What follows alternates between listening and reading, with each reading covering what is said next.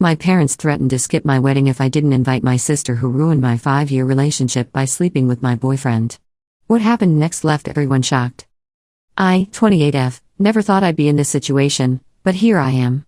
My sister Lizzie, 26F, and I used to be really close growing up. We shared a room in our small suburban home, whispering secrets late into the night and dreaming about our futures. Lizzie was always the more outgoing one, with a flair for art and music, while I was the studious type, nose always buried in a book. Despite our differences, we were inseparable. Our parents, John, 55M, and Mary, 53F, raised us to value family above all else. Dad worked long hours as a construction foreman to provide for us, while Mom juggled part-time jobs and taking care of the household. They instilled in us a strong sense of loyalty and the importance of sticking together through thick and thin. Little did I know how much that family loyalty would be tested in the years to come. I met Jake, 30M, during my sophomore year of college. He was a senior, charismatic and popular, with a passion for literature that matched my own. We bonded over our shared love of classic novels and spent countless hours discussing our favorite authors in cozy coffee shops. Jake was my first serious boyfriend, and I fell hard and fast. After Jake graduated, he decided to stay in town and work at a local publishing house. Our relationship continued to flourish, and soon we were talking about a future together. We moved in together after I graduated, sharing a small but cozy apartment near the city center. Jake was supportive of my career aspirations in marketing, always encouraging me to reach for the stars. Lizzie, meanwhile, had decided to forego college and pursue her passion for art. She worked various jobs to support herself while trying to make a name in the local art scene. I admired her courage and determination, even if our parents were a bit disappointed by her choice not to pursue higher education. Jake and Lizzie hit it off from the start. They shared a love for indie music and abstract art, often engaging in animated discussions about the latest gallery openings or underground bands. I was thrilled that my boyfriend and my sister got along so well, never suspecting that their connection would evolve into something more sinister. 5 years into our relationship, Jake and I were in a good place. We had weathered the storms of early adulthood together, job changes, financial struggles, and the loss of our beloved childhood dog. We had even started casually browsing engagement rings online, dreaming of a future wedding and the family we'd build together. Lizzie's life, on the other hand, was more tumultuous. She bounced from job to job, struggling to make ends meet while pursuing her art. There were periods when she'd crash on our couch, and Jake and I would help her out financially. I never minded. She was my sister, after all, and I wanted to support her dreams. Everything changed on a rainy Tuesday in April. I had a big presentation at work and realized I'd left some crucial files on my home laptop. Knowing Lizzie was staying with us that week, I called and asked if she could email the files to me. She agreed, and I thought nothing more of it. Hours later, after nailing my presentation, I opened my email to find the files from Lizzie. But there was something else, an email thread that Lizzie had accidentally left open when she sent the files. My heart stopped as I read the messages between her and Jake, filled with intimate details and plans for their secret rendezvous. I felt like the ground had disappeared beneath my feet. The two people I trusted most in the world had betrayed me in the worst possible way. I left work early, my mind reeling, and confronted Jake at our apartment. He tried to downplay it at first, claiming it was just a few harmless flirtations. But as I revealed more of what I'd read, his excuses crumbled. Jake finally admitted to a 6-month affair with Lizzie. He claimed it started innocently, late-night talks when I was asleep or working late, a shared appreciation for art that evolved into something more. He swore he never meant to hurt me, that he'd been confused about his feelings. I couldn't bear to hear any more and told him to get out. Confronting Lizzie was even harder. I went to her small studio apartment, my hands shaking as I knocked on the door. When she opened it, her face fell. She knew I'd found out. Unlike Jake, Lizzie didn't try to make excuses. She looked me in the eye and said she'd fallen in love with Jake, that they hadn't planned it but couldn't fight their feelings. The next few months were a blur of pain and anger. I moved out of the apartment I'd shared with Jake, crashing on a friend's couch until I could find a place of my own. I threw myself into work, taking on extra projects to keep my mind occupied. I cut off all contact with both Jake and Lizzie, blocking their numbers and social media accounts. My parents were devastated by the news. They tried to mediate at first, encouraging me to hear Lizzie out and consider forgiveness. But I couldn't bear the thought of being in the same room as her. The betrayal was too fresh, too deep. Eventually, they stopped pushing, but I could see the sadness in their eyes whenever the subject came up. It took nearly a year of therapy and self-reflection before I felt ready to date again. That's when I met Alex, 32M, at a charity auction for the local animal shelter. He was tall, with kind eyes and a gentle smile that put me at ease immediately. We bonded over our shared love of dogs and our experiences volunteering at the shelter. Alex was patient and understanding as I opened up about my past. He never pushed me to move faster than I was comfortable with, always respecting my boundaries. Slowly but surely, I found myself falling in love again, this time with a man who truly valued and respected me. 2 years into our relationship, Alex proposed during a sunrise hike to our favorite lookout point. It was simple, intimate, and perfect. As we began planning our wedding, I felt a mix of excitement and anxiety. The thought of walking down the aisle again brought up memories I'd rather forget. Everything was going smoothly until my parents brought up inviting Lizzie to the wedding. They argued that she's still family and should be there on my big day. The mere suggestion made my stomach churn. How could I celebrate the happiest day of my life with a person who had caused me so much pain? I firmly refused, telling my parents that Lizzie's presence would only bring back painful memories and potentially ruin the day. Alex backed me up, saying our wedding should be about our love and happiness, not trying to mend fences that might be beyond repair. My parents didn't take it well. They accused me of being petty and unable to move on. They even threatened not to attend if Lizzie wasn't invited. Some of our relatives have also gotten involved, calling me selfish for dividing the family and urging me to be the bigger person. But I don't think I'm in the wrong here.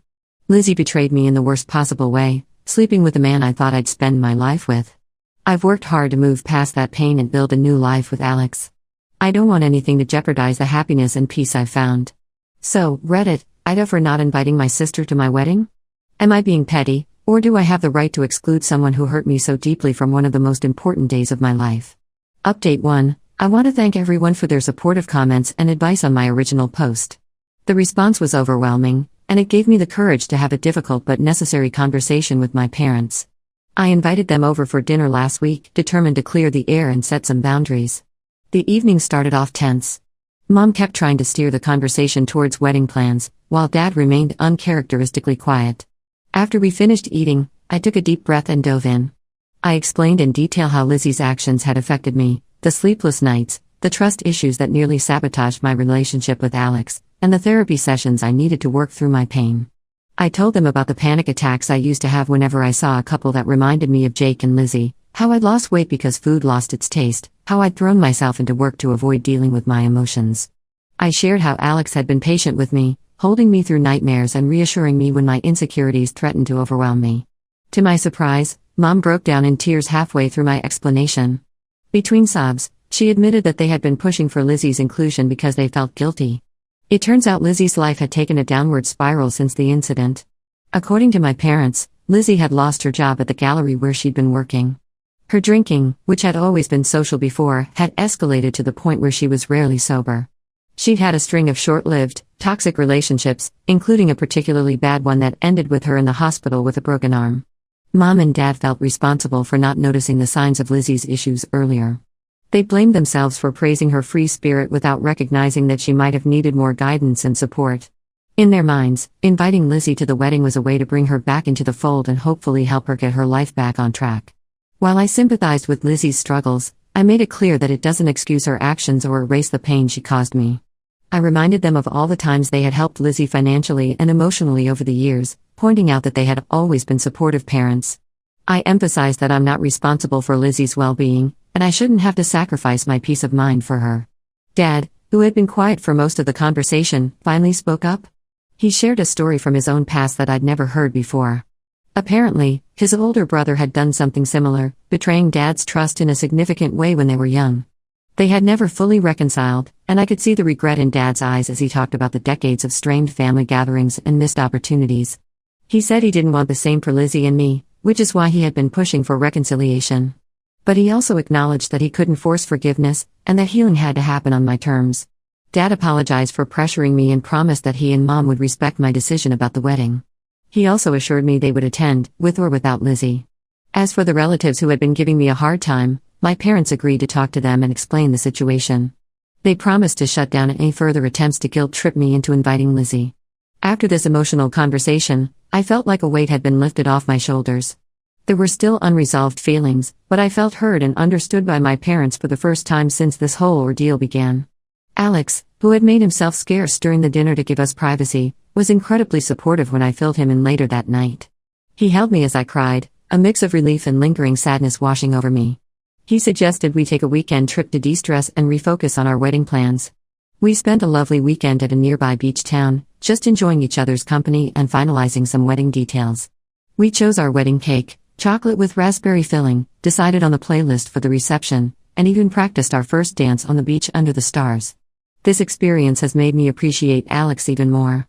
He's been my rock through all of this, always putting my feelings first and supporting me unconditionally. I'm more certain than ever that I'm marrying the right person.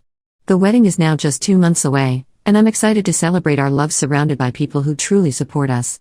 There's still a part of me that feels sad about Lizzie's absence, but I know this is the right decision for my mental health and happiness. Thank you again, Reddit, for helping me stand my ground and prioritize my well-being. Your support has meant more than you know. Update 2. It's been a whirlwind few weeks since my last update, and I have some surprising news to share. About 3 weeks ago, I received a letter from Lizzie. The envelope sat on our kitchen counter for days as I debated whether to open it or toss it in the trash. Alex, ever the voice of reason, suggested that reading it might provide some closure, even if I decided not to respond. Finally, on a quiet Sunday morning, I gathered my courage and opened the letter. It was several pages long, filled with Lizzie's familiar loopy handwriting. As I read, I could almost hear her voice in my head, bringing back memories of late-night conversations and shared secrets from our childhood. Lizzie started by acknowledging the pain she'd caused me, taking full responsibility for her actions without making excuses. She wrote about the spiral her life had taken after Jake left her, how she turned to alcohol to numb the guilt and shame. She admitted to struggling with depression, which had started long before the incident with Jake but had worsened significantly afterward. What surprised me most was her revelation about going to rehab. Apparently, she'd been in a treatment facility for the past 6 months, working on her sobriety and mental health. She wrote about the intensive therapy sessions, the group meetings, and the hard work of confronting her demons. Lizzie explained that part of her recovery process involved making amends to those she'd hurt. She emphasized that she didn't expect forgiveness and respected my decision not to have her at the wedding. Her goal in writing was simply to apologize and let me know she was working on becoming a better person. The letter ended with a memory from our childhood, a time when I'd stood up for her against some bullies at school. Lizzie wrote that she'd always admired my strength and integrity, and that betraying me was the biggest regret of her life. I'd like to say I immediately felt a surge of forgiveness after reading the letter, but the truth is, it left me conflicted. Part of me was still angry and hurt, while another part felt a glimmer of the sisterly love we once shared. I decided to take some time to process my feelings before making any decisions. After a few days of reflection and many discussions with Alex, I agreed to meet Lizzie at a neutral location, a quiet cafe in town. Seeing her in person after 3 years was surreal. She looked different, thinner, with dark circles under her eyes, but there was a calmness about her that wasn't there before. Our conversation was awkward at first, filled with long pauses and hesitant words. But as we talked, it became easier. Lizzie reiterated everything she'd said in the letter, her voice cracking with emotion as she apologized again for the pain she'd caused. She told me more about her journey to sobriety and the work she'd been doing in therapy. Lizzie even showed me a journal where she'd been writing letters to me as part of her recovery process, though she never intended to send them. Reading snippets of her raw, unfiltered thoughts from those dark days was eye-opening. I won't lie, it was an emotional meeting. We both shed tears as we talked about the past and the pain we'd both experienced. Lizzie shared that she and Jake had broken up just months after I'd caught them, their relationship crumbling under the weight of guilt and recrimination. She hadn't spoken to him since. By the end of our meeting, I felt a sense of closure I didn't know I needed. The anger that had been simmering inside me for years began to cool, replaced by a complicated mix of sadness, relief, and cautious hope. After much thought and many discussions with Alex, I've decided not to invite Lizzie to the wedding. It's too soon, and I want to focus on my special day without any added stress or emotional complications. However, I've agreed to try and rebuild our relationship slowly, starting with occasional text messages and maybe coffee meetups in the future. Lizzie understood and respected my decision. She even sent Alex and me a small gift, a beautiful hand-painted card wishing us happiness in our marriage. It was reminiscent of the card she used to make for my birthdays when we were kids, bringing back bittersweet memories. I know this journey of healing and rebuilding trust will be long and possibly difficult. There are still moments when the pain of betrayal flares up, reminding me of all we've lost. But for the first time in 3 years, I feel hopeful about having my sister back in my life someday. As for the wedding, preparations are in full swing. Alex and I are excited to celebrate our love surrounded by our closest friends and family. While Lizzie won't be there, I feel more at peace with that decision now. Our special day will be about looking forward to our future together, not dwelling on past hurts. Update 3. It's been 6 months since my wedding, and I wanted to give you all a final update on this chapter of my life. The wedding day itself was absolutely perfect. Alex and I exchanged vows surrounded by our loved ones in the beautiful vineyard setting we had chosen. The weather was ideal, with a gentle breeze and clear blue skies that seemed to mirror the joy I felt in my heart. I walked down the aisle on my father's arm, my eyes locked with Alex's. In that moment, all the drama and pain of the past few years faded away. I felt nothing but love and gratitude as I joined my soon-to-be husband at the altar. The ceremony was intimate and personal, with readings chosen by our closest friends and vows we had written ourselves. There wasn't a dry eye in the house when Alex promised to always be my safe harbor, and I vowed to be his steadfast companion through all of life's adventures. The reception was a joyous celebration. The food was delicious, the wine flowed freely, and the dance floor was packed all night. My parents were on their best behavior, focusing on celebrating Alex and me without any mention of Lizzie. It was wonderful to see them so happy and supportive. As for Lizzie, she respected my wishes and didn't try to contact me on the wedding day. Instead, she sent a lovely bouquet of sunflowers, my favorite flowers since childhood, to my hotel room. The accompanying note congratulated us and wished us a lifetime of happiness. It was a thoughtful gesture that I appreciated more than I expected to. Since the wedding, Alex and I have settled into married life, and it's been wonderful.